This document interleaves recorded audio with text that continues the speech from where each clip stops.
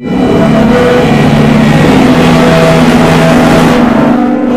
Friends, स्वागत करछि मो चैनल जॉब्स इन ओडिशा को। आशा करछि आपण माने भले थिबे। तो फ्रेंड्स, मु नै आछि आपण माने पई आ एक नुवा गवर्नमेंट जॉब न्यूज रो अपडेट।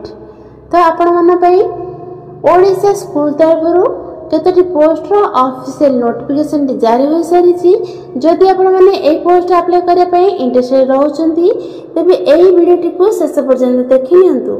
चलंतु प्रथमे आलोचना करबा ऑफिशियल नोटिफिकेशन विषय।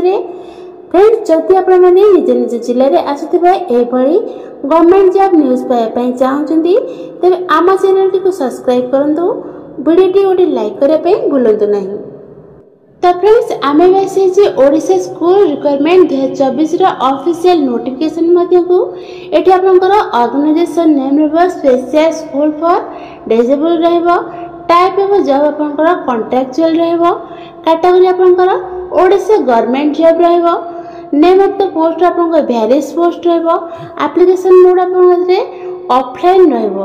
एटा आपन speed post, register post, courier माध्यम रे ए फॉर्म अप्लाई करि परिबे। Who can apply? All Odisha candidates माने ए फॉर्म को आवेदन करि परिबे। प्लेस ऑफ पोस्टिंग आपनकर एटा ओडिशा रे रहबो। लास्ट डेट आपनकर रहउची 27-28 मार्च 2024 आपनकर लास्ट डेट रहउची। जेंडर आपनकर both male and female apply करि परिबे। आपनकर एजुकेशनल क्वालिफिकेशन देखि नियंतु। असिस्टेंट टीचर ट्रेन इंटरमीडिएट रे आपनकर +2 डिप्लोमा रहउची। Assistant teacher speech and language therapist रे आपनकर +2 और DHLS बा BASLB रे आपण यदि करूछंती ताले आपण एठी एलिजिबिलिटी रहउछंती। आर्ट्स टीचर आपनकर विजुअल रा रहउची BFA इन विजुअल फाइन रहउची और अप्लाइड आर्ट्स रे एप्लीकेबल रहउची। अटेंडेंट पोस्ट आपण मेल एंड फीमेल अप्लाई करि परिबे। एटा आपनकर स्वीपर कम वॉचमैन रहउची। एटा आपनकर अष्टम पास रहउची। मोबिलिटी टीचर आपनकर +2 रहउची, डिग्री रहउची, डिप्लोमा रहउची। मैट्रन वार्डन आपनकर ग्रेजुएशन रहउची, डिप्लोमा रहउची। कुक रे आपनकर अष्टम पास रहउची। फिजियोलॉजिस्ट रे आपनकर पोस्ट ग्रेजुएट रहउची। स्पीच थेरेपिस्ट रे आपनकर पार्ट टाइम रहउची। एटा अपन +2 साइंस रहउची। आपनकर फिजियोथेरेपिस्ट आपनकर पार्ट टाइम रहउची। एटा +2 साइंस आपनकर रहउची, डिप्लोमा रहउची, डिग्री रहउची। पीटी पोस्ट आपनकर पार्ट टाइम रहउची। एटी +2 आवश्यक रहउची। Post name देखियंतु।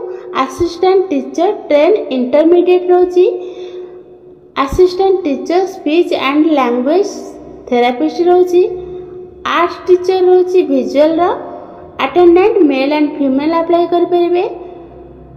Sweeper cum watchman रहउची। मोबिलिटी टीचर रहउची। मैट्रन वार्डन रहउची। कुक रहउची। फिजियोलॉजिस्ट एटा आपनकर पार्ट टाइम रहउची। स्पीच थेरेपिस्ट आपनकर पार्ट टाइम रहउची। फिजियोथेरेपिस्ट आपनकर पार्ट टाइम रहउची। पीईटी रहउची, पार्ट टाइम रहउची। एठी आपनकर एज लिमिट देखि नियंतु। मिनिमम एज आपनको 21 आवश्यक। मैक्सिमम आपनको एज 38 हेबा आवश्यक। एठी आपण रिलैक्सेशन देखि नियंतु। ओबीसी कैंडिडेट मान पई 3 वर्ष रहउची रिलैक्सेशन। एससी एसटी पीडब्ल्यूडी पिला मान पई 5 वर्ष रहउची। एक्स सर्विस मान पई 5 वर्ष रहउची। पीडब्ल्यूडी एससी एसटी होइतिले तांका मान पई 15 वर्ष रिलैक्सेशन रहउची। एठी आपनकर सैलरी देखि नियंतु। असिस्टेंट टीचर रे आपनकर 10,000 टका रहउची। असिस्टेंट टीचर रे सेकेंड रे आपनकर 9,250 टका रहउची। आर्ट्स टीचर रे आपनकर 9,000 टका रहउची। अटेंडेंट रे रहउची 8,070 टका रहउची। स्वीपर कम वॉचमैन रे 8,070 टका रहउची पर मंथ। मोबिलिटी टीचर रे आपनकर 9,000 टका रहउची पर मंथ। मैट्रन वार्डन रे रहउची 10,000 टका रहउची। कुक रे रहउची 8,390 टका रहउची। तो फिजियोलॉजिस्ट आपनकर जेहेतु आपनकर एटा पार्ट टाइम रहउची, आपनकर पर विजिट रे एटा 500 टका ही रहइबो। स्पीच थेरेपिस्ट रे आपनकर एटा पार्ट टाइम रहउची जेहेतु, तो एटा आपनकर पर विजिट रे 500 टका रहइबो। फिजियोथेरेपिस्ट रे आपनकर पार्ट टाइम रहउची तो पर विजिट रे आपनकर 500 टंका रहबो। पीट रे आपनकर पार्ट टाइम रहउची तो पर विजिट रे आपनकर 500 टंका रहइबो। आपनकर सिलेक्शन प्रोसेस देखि नियंतु। एठी आपनकर मेरिट बेसिस शॉर्ट लिस्टेड हबो, तापर आपनकर इंटरव्यू रहइबो, तापर आपनकर डॉक्यूमेंट वेरिफिकेशन रहइबो।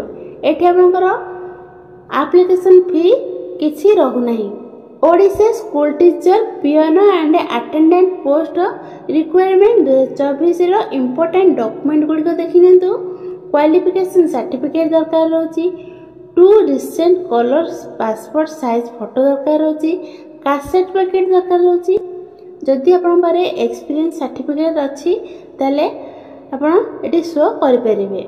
इंपोर्टेंट डेट देखि नियंतु। एटी अप्लाई स्टार्ट डेट आपनकर ऑलरेडी एटा आपनकर आरंभ होई सारलानी।